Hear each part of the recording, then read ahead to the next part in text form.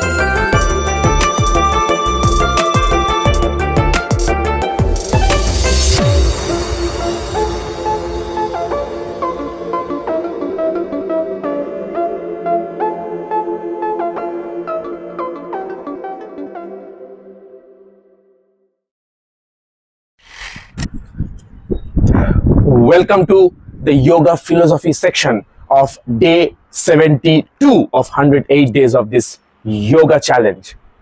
Today, in this session, we will be discussing the sixth of the 8 limbs of Yoga, which is Dharana or concentration. Now, it's a very, very important concept because in today's world of distractions, where the technology has advanced to its maximum and we have infinite sources of getting distracted every single moment, what concentration is quite forgotten. And also, every now and then, here and there, we can hear different ideas and notions about concentration. So let's learn about concentration straight from the father of yoga and what he mentions in Patanjali's Yoga Sutras. Before I move on to the sutra itself, I should mention that until Pratyahara, we were in chapter 2 or Sadhana Pada. Now, for this sutra onward, we are moving on to the third of the 4th sections of Patanjali's Yoga Sutras, which is the third section is called Vibhuti Padaha. Vibhuti Padaha. Vibhuti means manifestation, occult powers, mystic powers, okay? So, as we know in Srimad Bhagavad Gita also, we have the 10th chapter called the Vibhuti Yoga. And there Sri Krishna mentions in what forms all around us he manifests himself. So, here also, Maharshi Patanjali later on will be talking about what are the manifestations of the mystic powers, occult powers within a yogi when the yogi is practicing this technology like yama, niyama, asana, pranayama, pratyahara, dharana, dhyana, samadhi. So, what are the manifestations when somebody is sincerely on and with a continual effort, with abhyasa and vairagya, is on the path of yoga. So today is the first sutra of the 3rd chapter, which is talking about dharana, the definition of concentration. Okay. Another thing I want to mention is that dharana, dhyana and samadhi, they are becoming more and more subtle. For example, when we are interacting with others, the social disciplines, that is the yamas, we are interacting with ourselves with certain principles and certain sadhana, that is niyama, like the discipline. Then we have the asana, the physical practice that we always do in our sun salutations flow, right? That physical practice to have mastery over the body.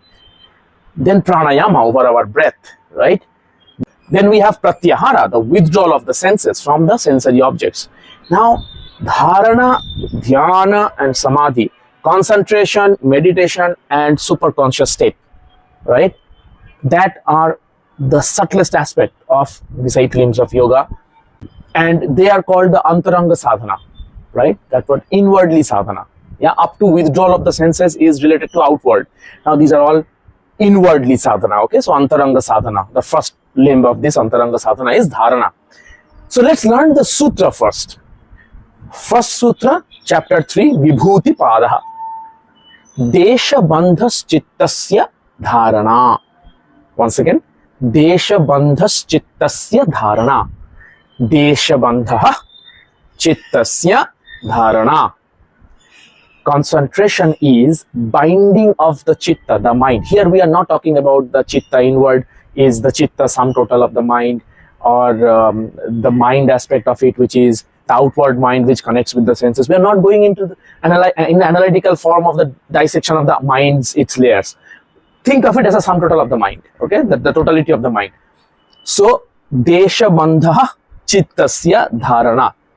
Concentration is binding of the mind to one place. Desha, place. You can think of it as one object or idea as well. Concentration is binding of the mind to one place, object or idea. Now, to understand this a little better, let's understand what concentration is not. Okay, let's take the negation approach. Just like in the Nirvana Shatkam, that stotram, Adi Shankaracharya, Bhagavan Adi Shankaracharya composed 6 verses. Each of the verses, 6 verses, has four components, right? Three talk about what we are not, and the last talk about what we are. Chidananda Rupaha, Shivoham, Shivoham. So a negation approach. We are not the body, we are not the mind, we are not the senses, we are not the Panchakosha, we are not our father, our mother, our relationships, our nothing, like our guru, our friendship, nothing. So he talks about what we are not, then he makes the point what we are. So that it's an approach of nullifying what our common preconceptions can be. Here also, let's understand what concentration is not, or what does not mean concentration. Basically, when we say binding of the mind in one place is concentration, what does it mean? The opposite is to more than one place, right? So in today's world, especially, like I said in the beginning, that there is so much of distractions. Every now and then there is ping, ping, ping, ping, ping, ping, the notifications popping on, and we have every option to look back and get distracted to what we are doing, unless we are doing only the phone at that time. Anyway, even within the phone, there can be distraction in so many different ways with so many different apps and other sources of distractions, right? Now, binding of the place to more than one things. Multitasking, for example, is a myth. I have a video on multitasking is a myth. You can watch this video in the iCard here. Multitasking is literally a myth because mind, the Ubhayendriya, the dual organ, it has two qualities: Anutva, the minuteness, the subtleness, and Ekagra, one-pointedness. You might say that, well, multitasking, I am a multitasker. I listen to music when I am driving. I listen to songs or lectures when I am cooking. I talk and have meetings, my business meetings, when I am having my lunch. I actually read articles. I'm a researcher, read articles. I take some notes while I am eating my lunch, and I also have having my colleagues around me, so I talk. You might be thinking you are doing very well as a multitasker, but let me say you one thing. Suppose we have a certain amount of resources, say 12 mangoes.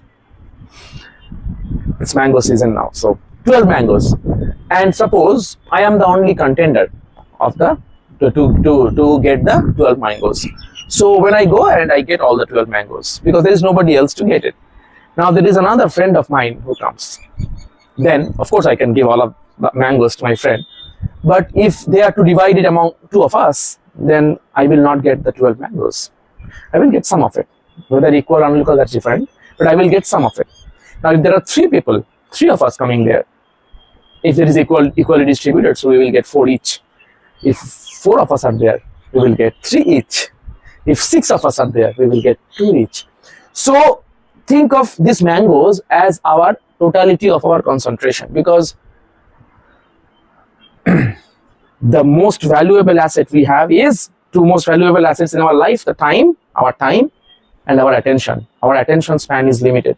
So in that attention, if we are distributing it among multiple things, then none of them is getting what it could have got if we were fully concentrated into that one thing.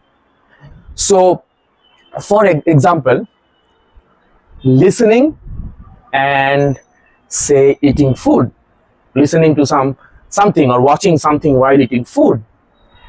So when we are eating food, our prana, our samana vayu, our pachaka pitta, our kledaka kapha, all these subdoshas, they are functioning to digest the food.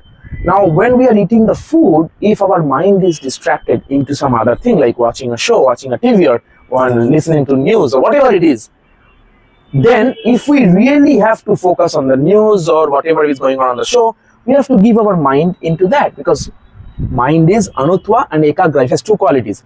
Anutva means minuteness, subtleness, and ekagra means one-pointedness. So it has to be one-pointed to understand what is going on in the TV or in the audio, like that. And then the food, we will not be even aware of what we are consuming. Forget about its taste, its texture, being grateful for where the food is coming from. Forget about all those things.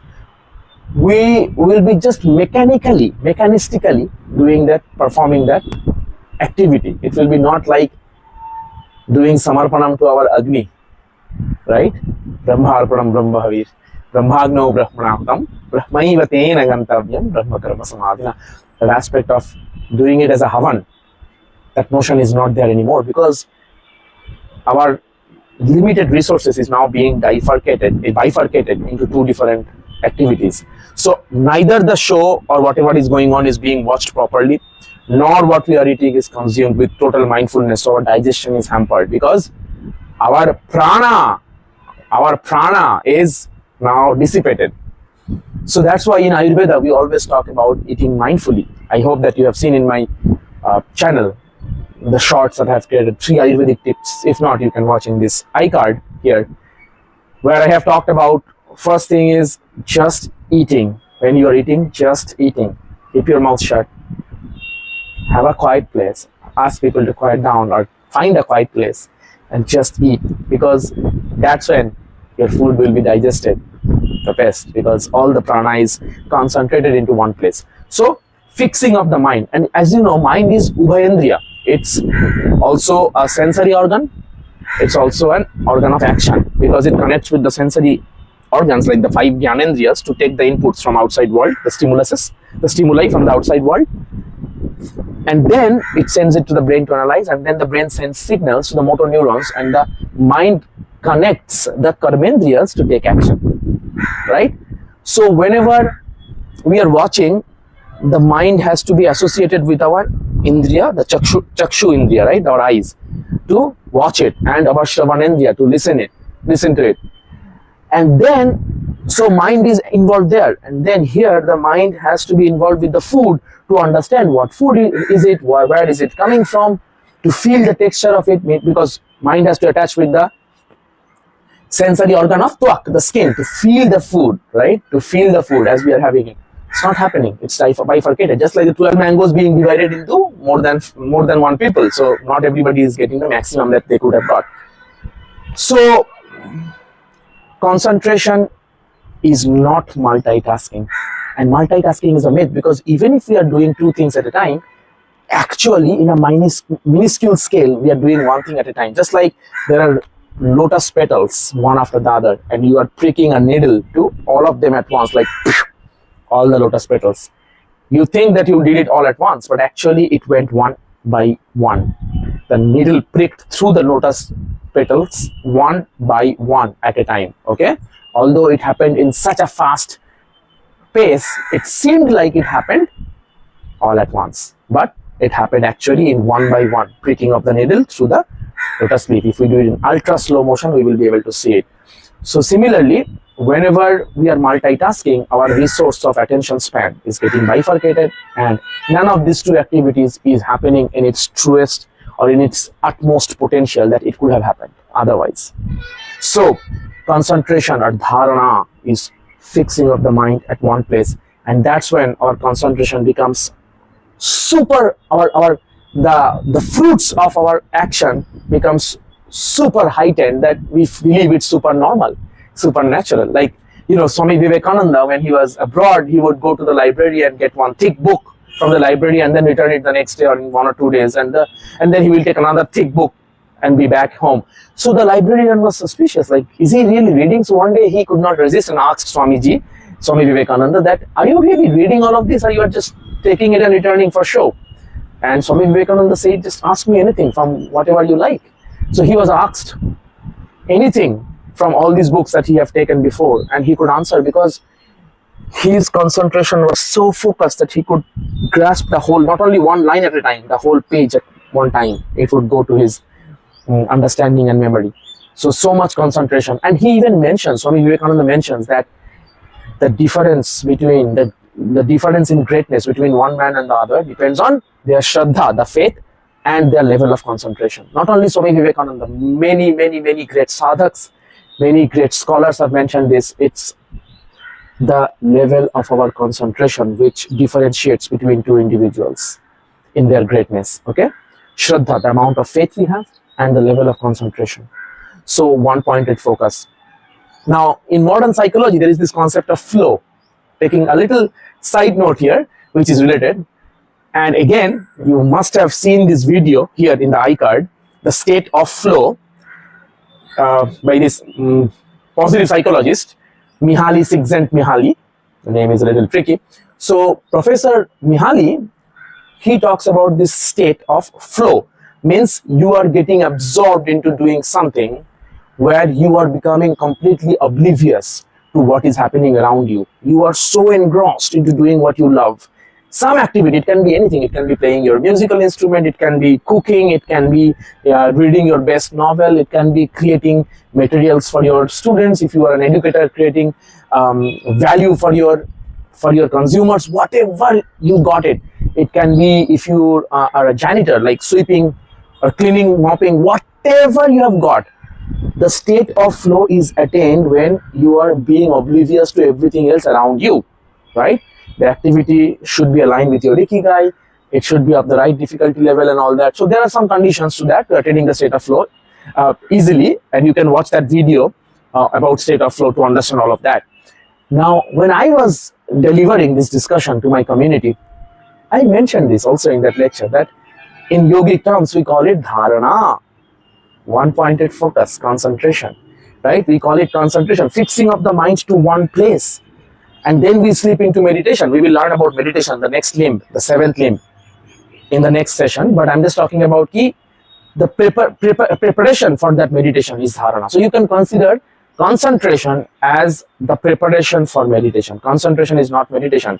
It is just the preparatory step. So to attain the state of flow, like being in the meditative state, you have to have the one-pointed focus, fixing of the mind to one place. Like the state of flow is you are doing something that aligns with your interest, aligns with your passion and everything, and you are just doing that. So fixing of the mind to one place. So Dharana. So watch that video and write me in the comments how you felt about this connection of this modern psychology, positive psychology concept of flow, and about thousands of years ancient wisdom of Dharana as one of the yogic limbs. So I want to say that the state of flow and Dharana, I see it as an equivalent because it's a preparatory step for the next limb, Dhyana. So you can actually think of Dhyana and Dharana together can be state of flow also in that way, because Dharana is the preparatory step of becoming meditative or meditation, and flow is you are completely absorbed into that activity, that you are completely oblivious of time. Like you are doing something and you started in the evening and all of a sudden you hear birds chirping and it's dawn.